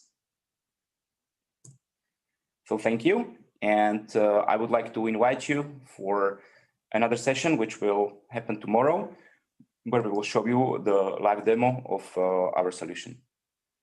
Thank you. Okay. No, thank you very much. And I'm sure we'll look forward to joining tomorrow's session. But distinguished participants, colleagues, as we have noted, at the very heart of digital identity in the broader identity ecosystem, authentication is very critical. But even as we look at the importance or the importance of authentication as we transact within the identity ecosystem, the issue of privacy and data protection comes handy. And so the next speaker, Scott Francis, is going to take us through enhancing privacy, security, and efficiency of authentication systems. And by the look of things, it looks like we will have plus minus 20 minutes for Q&A. So I'm hoping Scott will help us stick to the 15 minutes so we can have that interactive session. So Scott, please, over to you. Thank you so much. And you're in luck. Actually, I recorded this talk, so it'll be about exactly 15 minutes. So hello, everyone. My name is Scott Francis, CTO of TrustStamp. I first want to thank you for inviting TrustStamp to speak here. At TrustStamp, our mission is to create transformational technology that accelerates secure societal and financial inclusion. Now, I'm always afraid of everything that can go wrong during these virtual chats, so I recorded the following talk in order to discuss the importance of securing identity data and doing so in a manner that takes into concern compliance needs for biometric handling while still preserving the utility that we need in an ever-growing digital society. Can you please start the video? Hello, my name is Scott Francis. I'm the CTO of TrustStamp. I'd like to do a talk on enhancing privacy, security, and efficiency of authentication systems. So, regardless of whether you're in an emerging or established market, there are common challenges that need to be faced. One that's on the forefront of almost everyone's mind is the notion of regulatory compliance. Things such as GDPR, CCPA have set kind of the standard as far as what data regulations need to be in place. There are new regulatory compliance measures being written by lots of different countries. Though most will kind of follow the structure, there will be, in many cases, better defined and or stricter measures that are going to be in place with these new compliance things of the future. That being said, the world is moving into a digital identity. Commerce, social media, you name it, is all moving into a digital world. The biggest problem that we have had in the past is the notion of not only anonymous people interacting on the web, but the notion of being able to prove the identity of someone that you are interacting with. Biometrics are seen as one of the possible solutions of establishing identity in a digital world, but these solutions pose their own set of issues. And that's going to be one of the primary focuses of this talk. And I'm also going to be outlaying a potential solution to the issues that biometrics pose.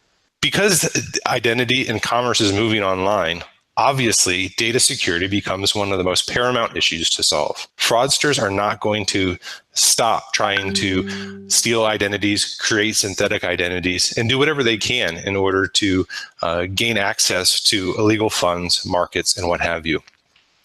If we store data, especially such as biometric data, this becomes a target that these bad actors just cannot ignore.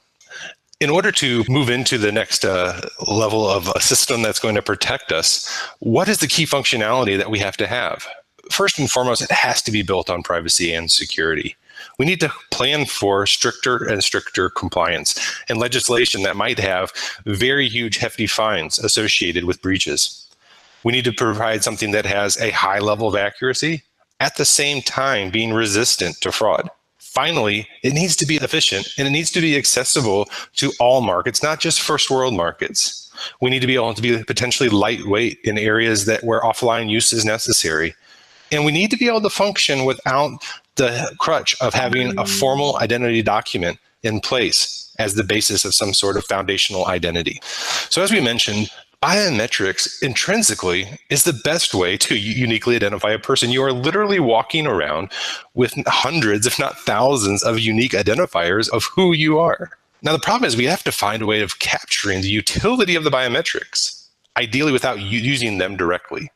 If we think about a biometric data breach, one of the big problems associated with it is I can't change my face, I can't change my fingerprint, my iris, etc. Unlike if a breach in a standard system where a username and password is discovered, it's very simple for me to change those.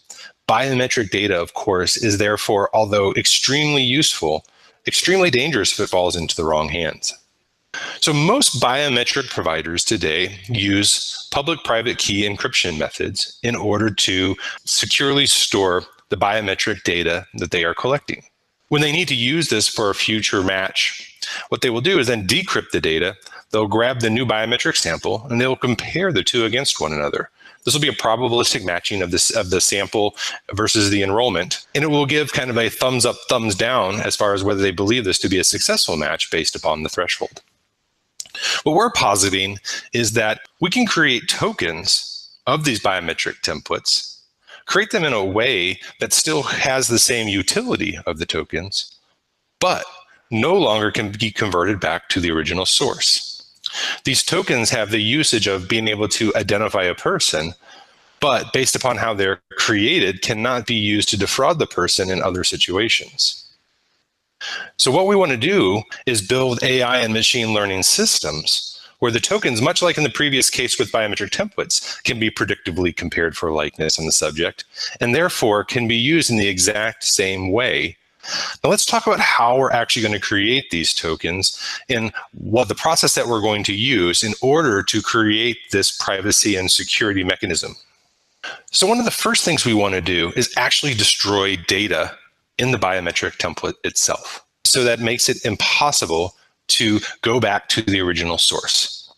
The analogy I want to use here is JPEG compression, and this is lossy compression, and we'll make the argument that we should use lossy compression with biometric template data as one of the transforms in order to create the tokenization.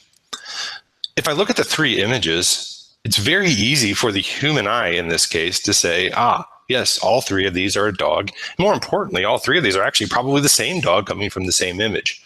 However, you'll notice that we've destroyed a substantial amount of data in the process of this lossy compression. We've gone from something that's 824 kilobytes to something that's 38 kilobytes. Using AI and machine learning, we can do something very similar with the tokens that our human eye is doing for us for free right now.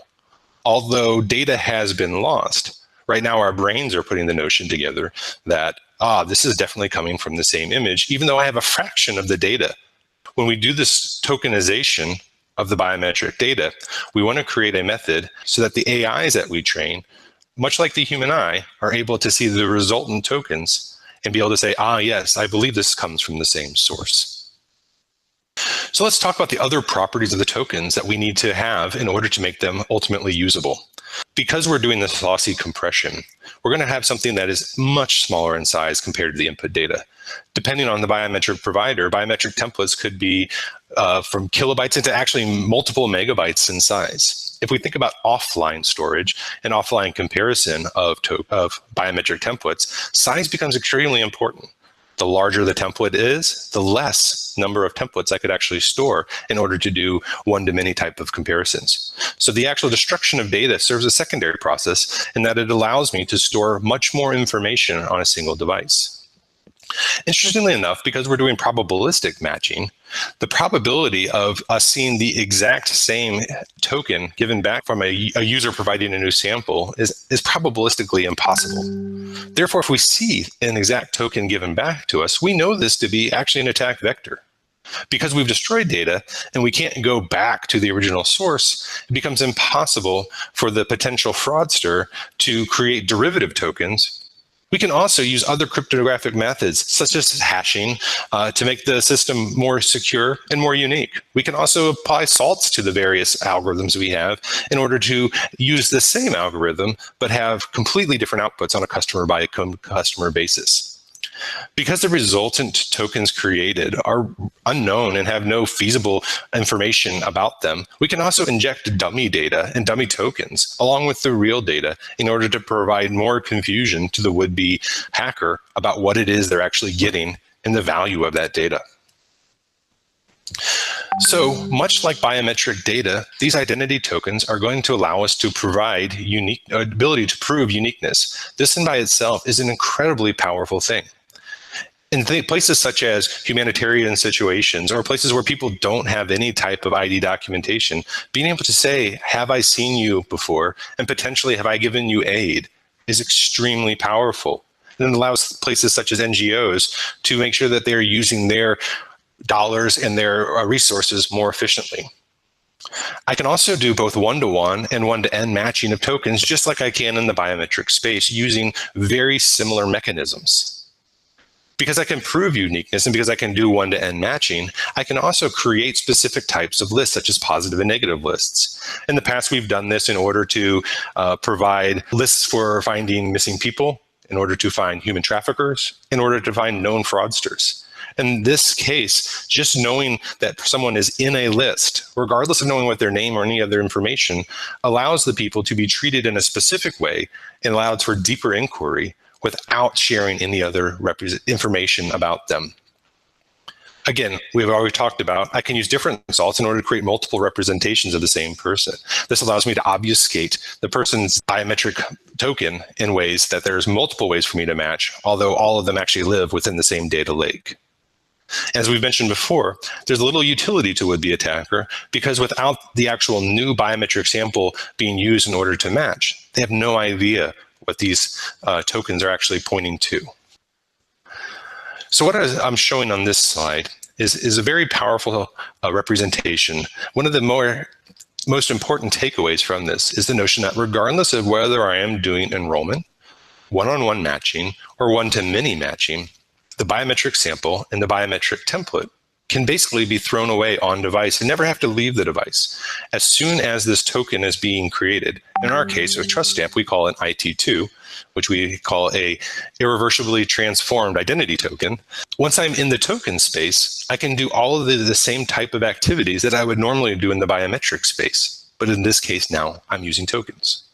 Because the biometric data never has to actually leave the phone, I can in fact destroy the biometric data as soon as the token is created. This allows for extra security and make sure that I'm never sending biometric data out into the cloud or out into any other device. It's always staying on the user's device and only to the point at which I need to create the token itself. It never has to be written to hard storage, and it can stay in memory in order to create the IT2 token in this case.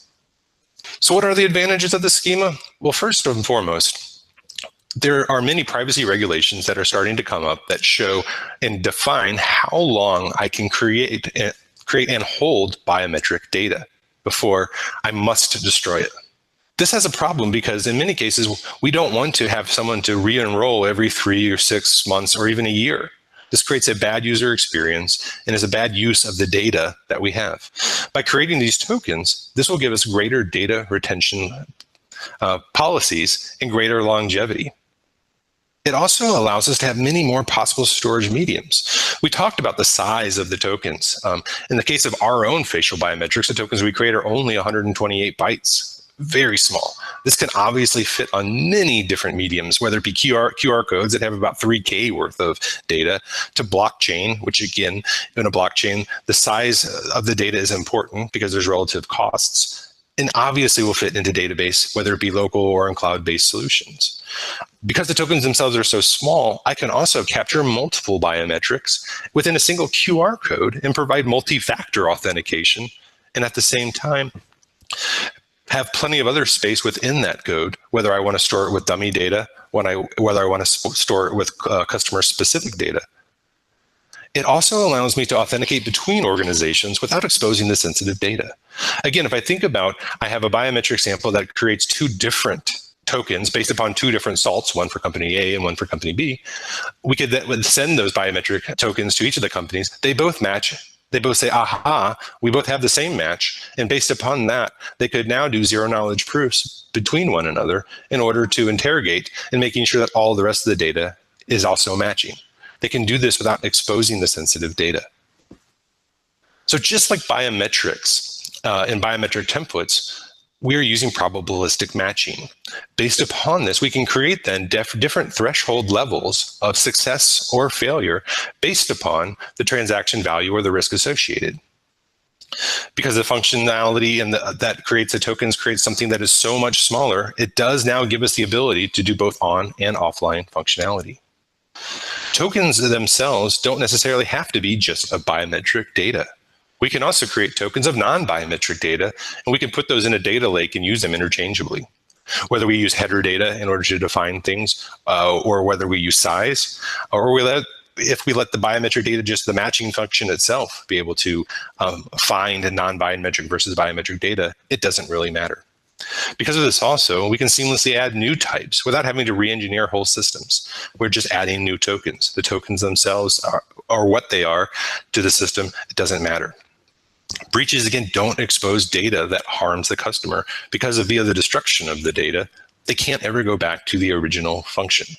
Now, one point that is constantly asked is the notion of if you're destroying data, obviously, does that mean that you are also losing some accuracy? And the answer is yes. In many cases, what we have found is even through large destruction of data, the accuracy that's being lost from the overlying biometric data is maybe 1 to 1.5% of accuracy rate. We believe that the data security and privacy that you get greatly outweigh this accuracy concern. Moreover, the fact that I can now use multiple biometrics in a safe manner and create a multi-factor approach, whether via fusion or whether doing two different biometrics and then using one in order to get a closest nearest neighbor and then matching on the second, will ultimately create a greater accuracy of the single biometric anyway. So this completely contradicts the loss of accuracy based upon the destruction of data. Thank you so much for your attention. I'm hoping that this has sparked some questions, and I look forward to answering them in the future session. Again, I thank you for your time.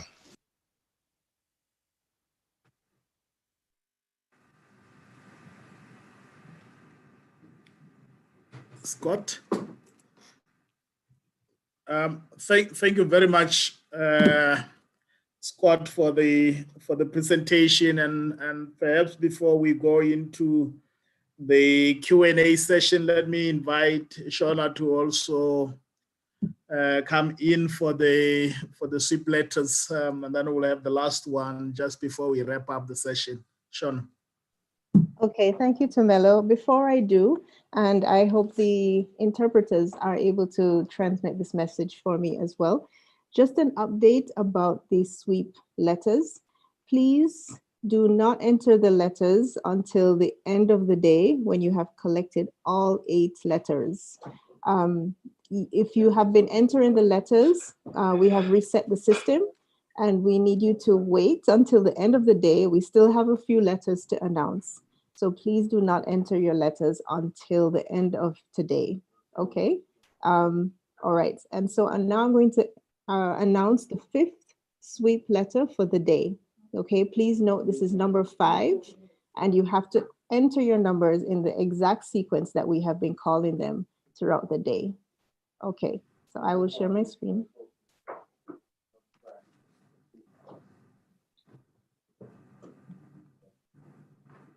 The fifth sweep letter of the day is B.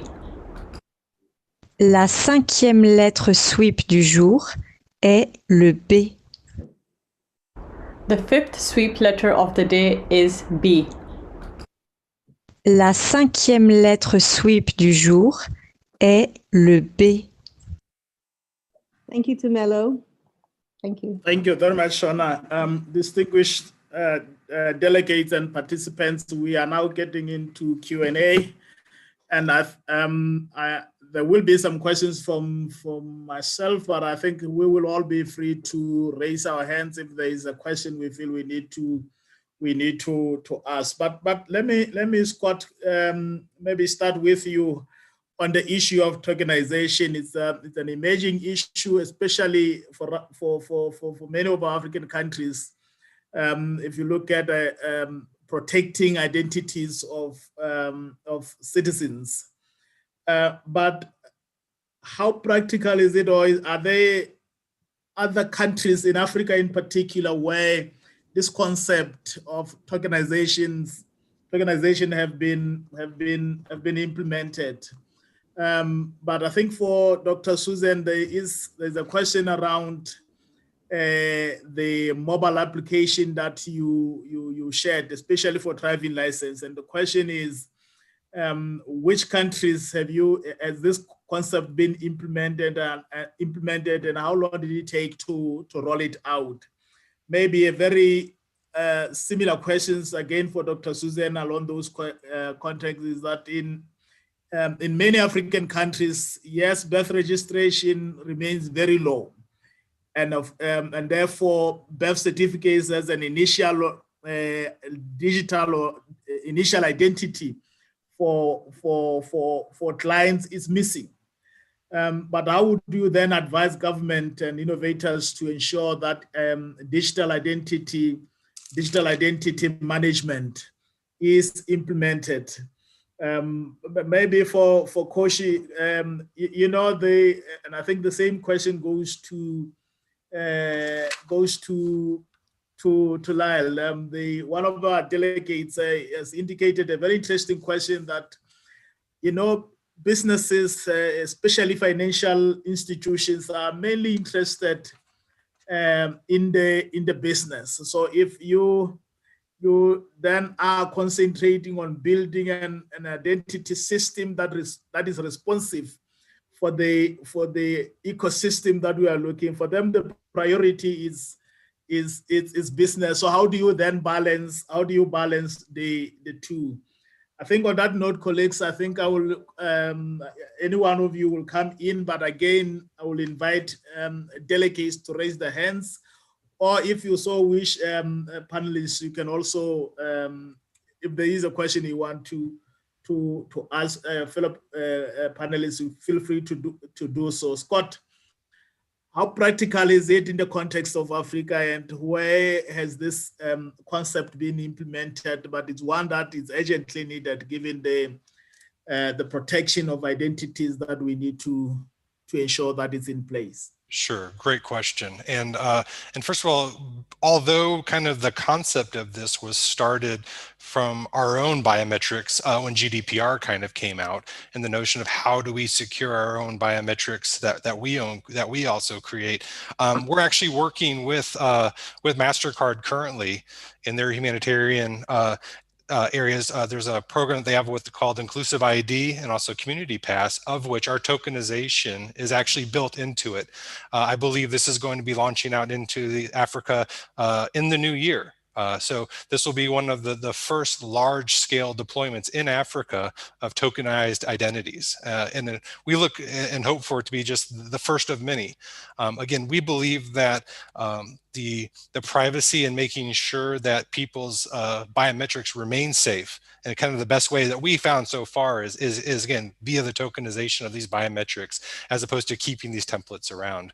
We get very nervous every time we see these biometric breaches of kind of what are these bad actors going to do with these biometrics for the rest of these poor people's lives? And we think that everyone should be thinking about kind of what can we do, either A, to protect it, or B, what other alternatives are there in order to get the utility that biometrics provides and the benefits that biometrics provides, while at the same time protecting the population that's giving those biometrics. Well, thank you very much, Dr. Susan. Thank you for the question. So repeating the first question. So the question was, where is the mobile solution that we developed already implemented? So we did an internal pilot with a European country. And unfortunately, I can't disclose the name of the country yet.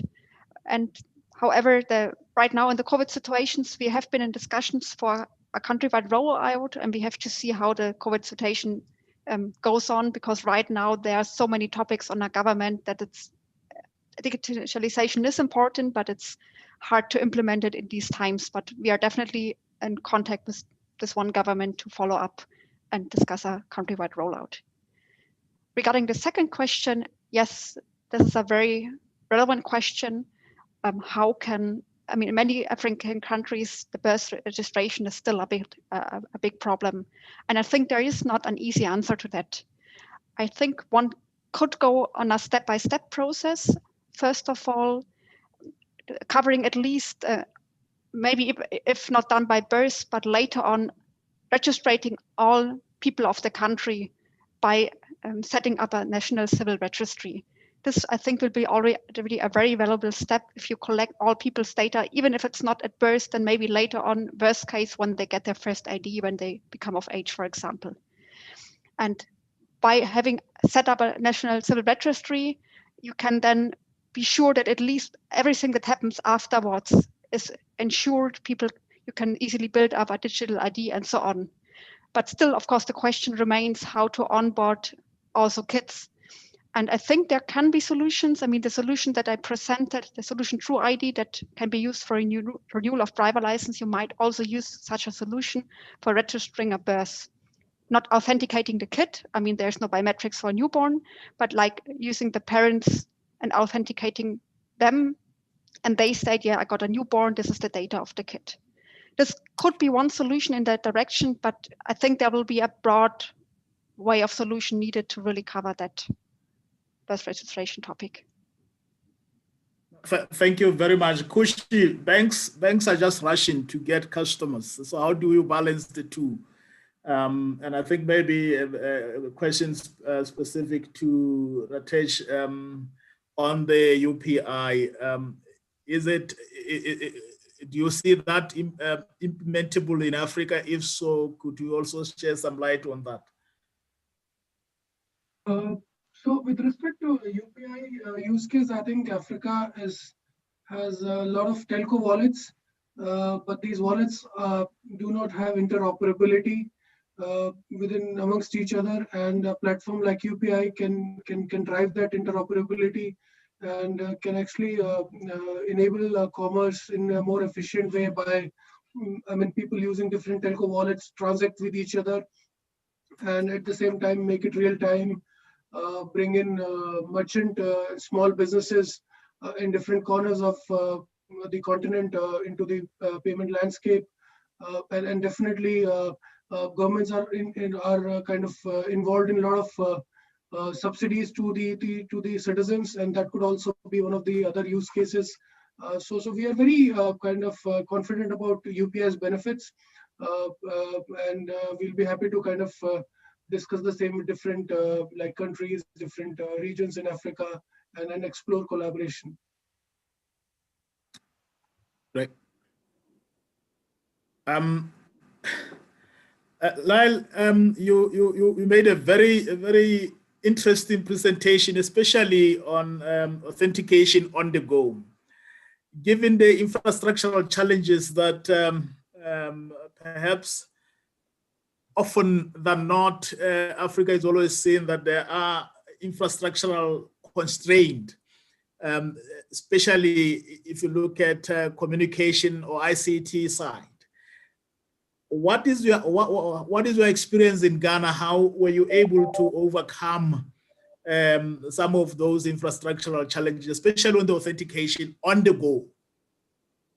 Okay, thank you for the question, Tumelo. So I think I'd like to use two sort of examples for the question. So obviously in Ghana, it was a voter application. So, and then I think earlier on, you also mentioned in terms of how financial institutes can worry about the business and less of the challenges of infrastructure. So I think the first key challenge, obviously, for anybody doing authentication is to have a robust register, regardless of whether it's a voter's roll or a list of clients. And there's obviously a lot of technologies available from a biometric level, but the reality is the challenges of infrastructure may allow you easy access to citizens within a sort of urban city environment. But the reality is, in order to get to the larger population or client base,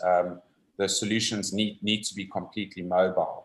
And that's actually quite a major challenge, because if you typically look at the hardware and software infrastructure that's required in a bank, to move that into devices that sit in someone's hand, that can go out into remote areas of a country and actually register people biometrically, as well as do document authentication in those remote areas is obviously quite a challenge. And also from an authentication point of view, a lot of the talk is often about biometric authentication, but as important is authentication of documents that prove you're a citizen, for example. So with that type of authentication, you need a device that's able to verify if a document is not fraudulent and is valid, and that's where some of the technology that we've integrated into our devices with Regular to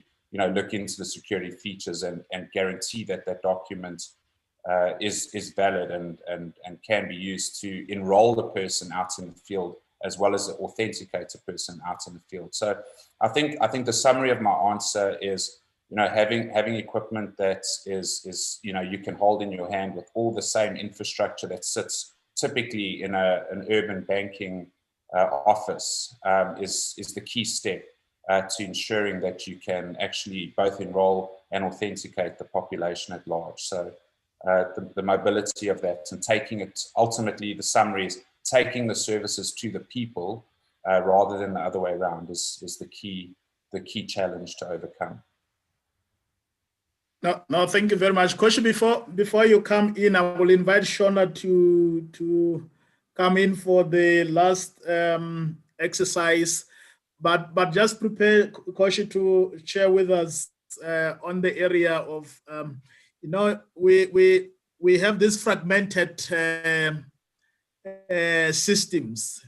And if you look at what is happening across the continent in terms of building identity systems, they're still in along those lines, where you have an identity system sitting with one agency of government, and many times when developing that system, and not much attention is paid in terms of other agencies that needs to use the very same facility. But even when we try and say, how do we create an ecosystem that will enable other agencies, or that will enable financial system to also talk to it. But when we debate those issues and try and put together a system, financial institutions are in the business. It's all about the bottom line. They want customers to come in. They figure out what is it that they need to do in terms of KYC. But I know you will share with us your views on that. But Shona, if you are ready, let me invite you for that one last session on the SWIP letters on. Okay, thank you, Tumelo. Let me just share my screen. The sixth SWIP letter of the day is C. La sixième lettre SWIP du jour est le C. The sixth SWIP letter of the day is C. La 6e lettre SWIP du jour est le C. And just a reminder to everyone, this is number 6 for the day. So please do not complete your sweep entries just yet. We still have 2 more numbers and you still have to enter them in the correct order that you've been receiving them from the start of the session today. Okay, thank you, Tamela. Over to you. Thanks so much, Shona. Koshin.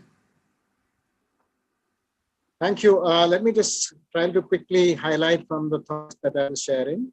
What you said is very true, is that whenever an identity agency is setting up their infrastructure for identity, they need to think that it is meant not just to give a document or an evidence for somebody, but it is a mechanism to enable efficient service delivery and also stimulate innovation. So what we had done in our country, and which is also being recommended in many places, is that to make sure that the whole ID agency, the system provide a very safe and secure platform for service delivery to be built on that. And as you said, it is true that the business entities or the bankers are interested in how the business is being driven. So multiple benefits come. One is it reduces the cost of KYC and the speed of KYC. Like I said, it has come down to almost 1/10 when we try to use an eKYC as a solution. Secondly, is that why the ID agency's job is to sort of provide the ID. They have to act as a catalyst and an enabler of the development of microservices, and also encourage the users how to make use of this in strengthening their solution, strengthening their services. So when the service providers, bankers realize, one, it is helping them to get more efficiency in their processing, whether it is new account opening or loan processing and so on and so forth. And secondly, when they realize it is also enhancing the reach, we have to show them how it can increase the reach and business, as well as help them to make it happen instead of leaving to the world to figure it out. So there is a certain amount of evangelization that has taken place. So in terms of collaborating with the other agencies to bring these kind of the linkages. And third is as a if the country encourage, like I said, the whole innovation built around open APIs as a public good, that will definitely stimulate the adoption. So I explained to you how we are managed in such large country with a population of 1 billion, which is more than the population in Africa, has now managed to get, not by compulsion, not by executive fiat, but by making such facilities and services possible, that we have managed to enroll almost 95% of them and have humongously large amount of transactions, both in direct benefit transfer as to the bank account and so on to happen. So it is essentially, it is a process and it is not just an event. Sure, thank you. No, thank you very much. I don't know if there are still any more questions. I don't see any hand, but I want to, at this juncture, to take this moment to thank you, the panelists, for a very, very interesting afternoon session or evening session, depending on where we are across the globe. But I'm sure we have learned a lot throughout this session. So thank you very much, panelists. Mr. Lal and the team, thanks a lot for a very informative presentation. Koshi and Rashid, Dr. Susan, Matthias, Scott, thank you very much. And we look forward to some other exciting presentations line up by ID4AFRICA, and of course, a number of these marathons coming up. And I'm sure the delegates will also go through the respective booths to also engage, network with the panelists. But on that note, Shona, if you are still with us, if there are announcements, I will then hand over to you for final announcement for the team and for the delegates across the globe. Shona. Okay, thank you to Mello, and thank you to all the panelists for such a great and informative session. Our next session is the last session for the day. It's going to be the Innovation World Tour Part 2. So we have a number of stops that our delegates can go and enjoy. So please don't run away. And we'll also be announcing the last 2 sweep letters for the day in that session. All right. Thank you so much. Thank you, Mello. Okay. Thanks, everybody. Thanks a lot. Thank you. Thank you. Thank you. Thank you. Thank you.